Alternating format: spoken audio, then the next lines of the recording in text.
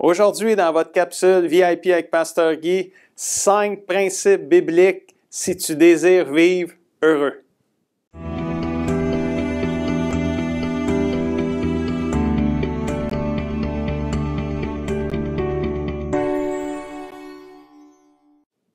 Bonjour amis et familles du CCDM, bienvenue à votre capsule VIP avec Pasteur Guy. Et mon but dans ces capsules-là, c'est d'être capable de te nourrir afin que tu puisses nourrir ton âme, afin que tu puisses grandir et devenir ce que le Seigneur veut que tu sois, c'est-à-dire semblable à Jésus-Christ. Amen. Es-tu prêt à nourrir ton âme aujourd'hui? Je crois que oui. Et le titre de la capsule de VIP aujourd'hui, c'est 5 principes bibliques si tu désires vivre heureux. Aimes-tu la vie? Désires-tu vivre heureux? Voilà 2 questions existentielles et tellement importantes. Qui va répondre non à ces questions-là, là? Qui va dire à la question « Aimes-tu la vie? » Non. Qui va dire non à vouloir vivre heureux? Je pense qu'on désire tous aimer la vie et vivre heureux. Mais la grande question, alors qu'on vit plein d'épreuves partout autour de nous, la pandémie de la COVID-19 qui continue, est-ce possible d'aimer la vie et vivre heureux sur cette terre? Et c'est ça qu'on va regarder aujourd'hui. Et la réponse se trouve dans le psaume 34, versets 13 à 15, et ça dit ceci: « Si quelqu'un aime la vie, et s'il désire vivre heureux, si c'est votre désir, là, écoutez bien ce qui suit, il doit se garder de médire, se garder de mentir, s'écarter du mal, pratiquer le bien et rechercher la paix avec persévérance. » Est-ce possible d'aimer la vie et vivre heureux sur cette terre? Bien, la réponse biblique, c'est oui. On vient de le découvrir ici, mais on a 5 principes bibliques à mettre en pratique pour pouvoir y arriver. Et c'est ça qu'on va regarder aujourd'hui. Premier principe pour vivre heureux sur cette terre, c'est garde-toi de médire. Oh! Qu'est-ce que ça veut dire médire? Bien, c'est faire de la médisance, si on peut le dire comme ça. C'est parler dans le dos d'une personne sans qu'elle soit là. Et j'aimerais qu'on puisse faire une différence entre la médisance et la calomnie, parce qu'il y a une différence entre les deux. Faire de la médisance ou médire, c'est dire des propos pas gentils sur quelqu'un dans le but de lui nuire, mais c'est des propos qui sont vrais. C'est des choses vraies sur la personne, mais tu vas dire des paroles méchantes. On en voit beaucoup aujourd'hui de la médisance, surtout avec les gouvernements quand ils prennent des décisions. Puis là, les gens, ils disent des mots pas gentils par rapport à ceux qui ont pris des décisions. Puis ces gens-là ne sont pas là, quand on en parle. Là. Fait qu'il y a un peu de médisance qui se dit, des propos pas gentils envers quelqu'un, mais c'est des propos qui sont vrais. Tandis que faire de la calomnie, c'est dire des propos pas gentils de quelqu'un, mais qui sont faux. Donc, on dit des choses qui sont pas vraies, on parle dans le dos de quelqu'un, puis c'est même pas vrai. On pense que c'est vrai, mais c'est pas vrai. Donc ça, c'est de la calomnie, mais les 2 pratiques, faire de la médisance ou faire de la calomnie, les 2 pratiques sont un péché à éviter pour tous les enfants de Dieu. Parler dans le dos d'une personne, que ce soit vrai ou faux, c'est à éviter, c'est ça que la Bible nous dit. Désires-tu vivre heureux? Je crois que oui. Alors, garde-toi de médire ou de calomnier. Fais pas de médisance, fais pas de calomnie. Puis c'est une étape vers vivre heureux sur cette terre. Autrement dit, ne parle pas dans le dos de ton prochain. Quelqu'un dit amen à ça. Deuxième principe pour vivre heureux sur cette terre, c'est garde-toi de mentir. Mentir, ça veut dire quoi? Bien, ça, je pense que tout le monde le sait, hein? C'est ne pas donner un reflet exact de la réalité. C'est la déguiser, si on peut dire comme ça. C'est dissimuler ou cacher, déguiser volontairement la vérité, nier ou taire ce qui devrait être dit.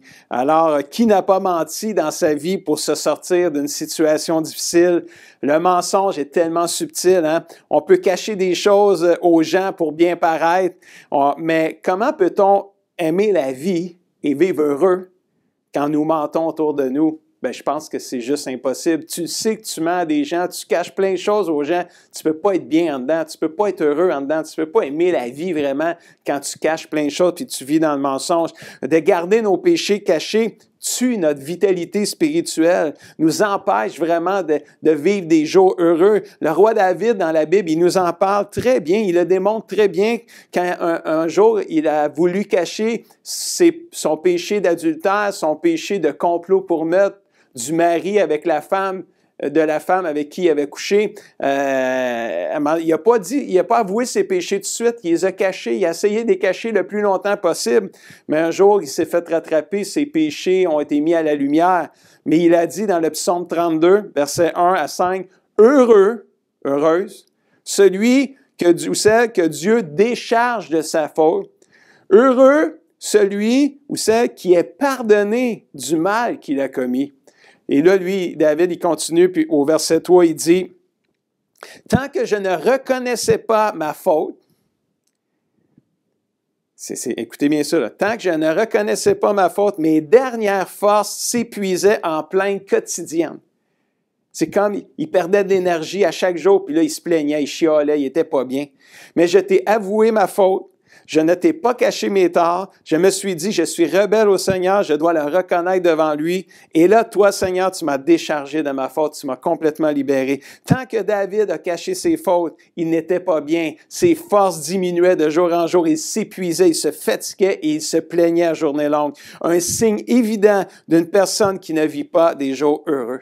Mais quand David a demandé pardon pour ses péchés, il fut délivré et il s'est mis à aimer la vie et à être heureux.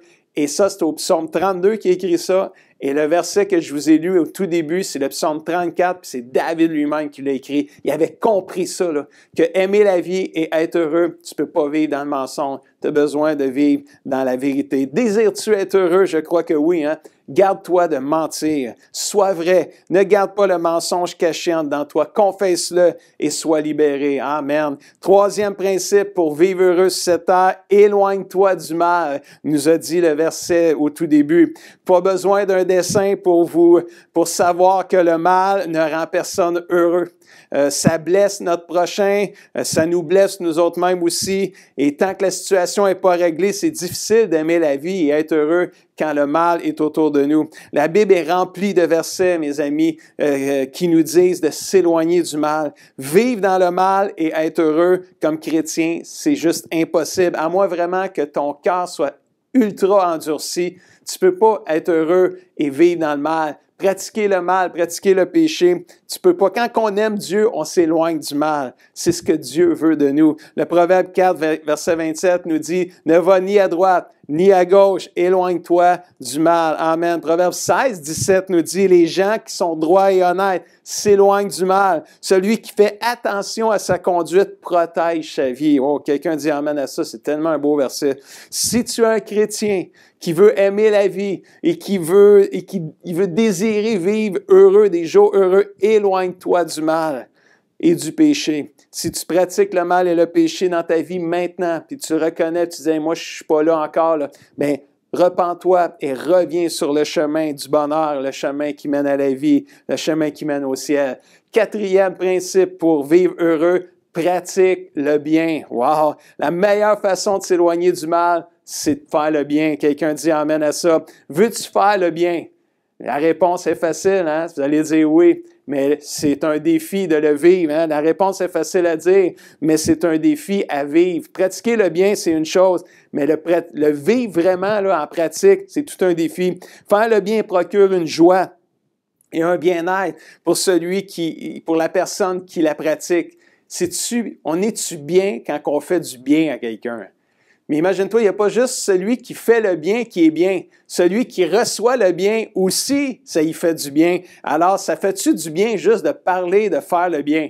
Il faut le vivre maintenant, il faut le mettre en pratique. Amen.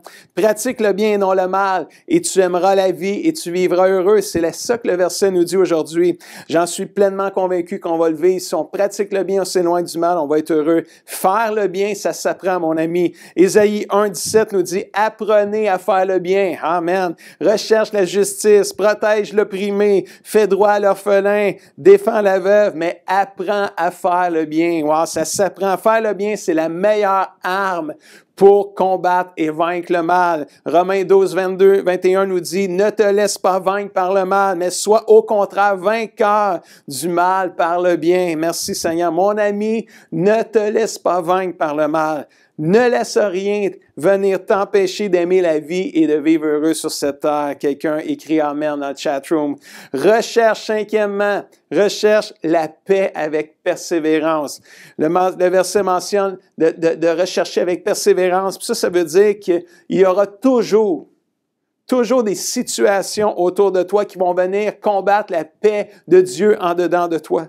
Les inquiétudes, les angoisses, l'anxiété, les peurs, les tempêtes, les mortalités, les maladies, etc. Ce sont tous des voleurs de paix qui veulent venir voler la paix. Alors, recherche la paix avec persévérance. Ça veut dire, mets des efforts dedans parce que ça va te demander des efforts. Ça va te demander, à un moment donné, tu vas ressentir la paix. Ou à un moment donné, le lendemain, il va arriver quelque chose. L'inquiétude va venir pour voler ta paix. Alors, vivre sur cette terre dans la paix, c'est une recherche constante de la paix. La Bible dit dans Hébreux 12, 14, « Recherchez la paix avec tous et la progression dans la sainteté. Sans elle, personne ne verra le Seigneur. » Progresser dans la sainteté, c'est ce qu'on appelle la sanctification. Et ça, c'est un gros mot, la sanctification. Hein?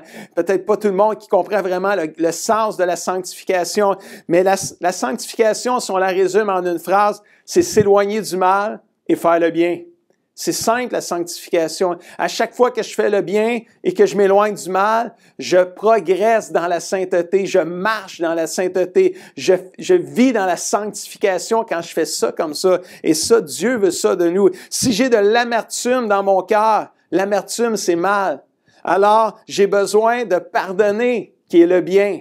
Alors, si je pardonne, ça veut dire que je pratique le bien et je m'éloigne de l'amertume qui est le mal. Vous comprenez, là, faire le bien, s'éloigner du mal, ça marche ensemble, c'est puissant, c'est grand, c'est merveilleux. Alors, quand je pardonne, je fais le bien, j'éloigne l'amertume qui est le mal en moi, je m'éloigne de l'amertume parce que là, je choisis de pardonner. Alors, je me libère et je progresse dans la sainteté et j'ai un sentiment de paix d'avoir fait la volonté de Dieu et là, je grandis dans le Seigneur. Et ça, c'est vraiment merveilleux. Romains 12, 17 et 18, mon dernier verset aujourd'hui, c'est « Ne rendez à personne le mal pour le mal. Efforcez-vous de faire le bien devant tous les hommes, devant toutes les personnes. S'il est possible et dans la mesure cela dépend de vous, vivez en paix avec toutes les personnes sur cette terre. » Amen. En conclusion, j'aimerais juste vous répéter les 5 principes bibliques pour vivre heureux ici-bas sur cette terre. Si tu désires vivre heureux, numéro 1, garde-toi de médire.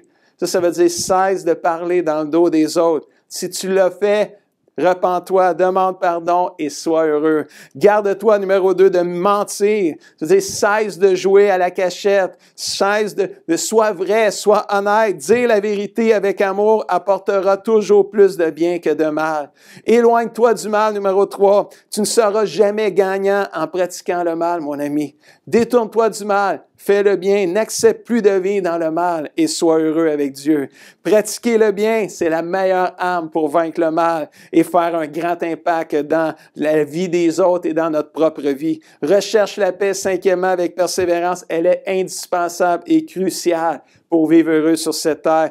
Cours après la paix avec persévérance, mon ami. Donne tes inquiétudes à Dieu en échange de sa paix. Si tu mets en pratique ces 5 principes bibliques-là, je crois de tout mon cœur que tu vas aimer la vie et que tu vas vivre des jours heureux sur cette terre en attendant le retour de Jésus. Est-ce qu'on peut prier en terminant? Seigneur Dieu, merci.